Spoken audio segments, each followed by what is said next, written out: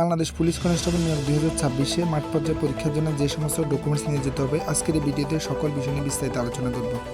প্রথম হচ্ছে admit card, অর্থাৎ আবেদনকৃত প্রার্থীদেরকে পরীক্ষার পূর্ব মুহূর্তে মেসেজের মাধ্যমে একটি অ্যাডমিট কার্ড প্রদান করা হবে। ওই অ্যাডমিট কার্ডের রঙিন 2 কপি, শিক্ষাগত যোগ্যতা সনদের মূল কপি, যদি না থাকে সাময়িক সনদ অর্থাৎ মার্কশিটের মূল কপি। এরপর সর্বশেষ শিক্ষা প্রতিষ্ঠান প্রদান কর্তৃক একটি প্রত্যয়নপত্র।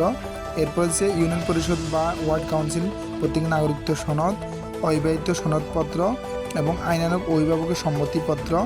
এরপর হচ্ছে 3 কপি রঙিন ছবি, যে কোনো একজন সরকারি কর্মকর্তা কর্তৃক সত্যায়িত। এরপর হচ্ছে যে মুক্তিযোদ্ধা বা এতিম বা শারীরিক প্রতিবন্ধী বা অন্যান্য চাকরিজীবীদের ক্ষেত্রে তাদের ডকুমেন্ট সহ মূল কপি, এবং হচ্ছে যে যাদের এনআইডি কার্ড আছে এনআইডি কার্ডের মূল কপি, যাদের এনআইডি কার্ড নেয় জন্ম নিবন্ধন এবং পিতামাতার এনআইডি কার্ডের মূল কপি সহ 1 কপি। এই সমস্ত সকল documents 2 set, 1 set photocopy, 1 set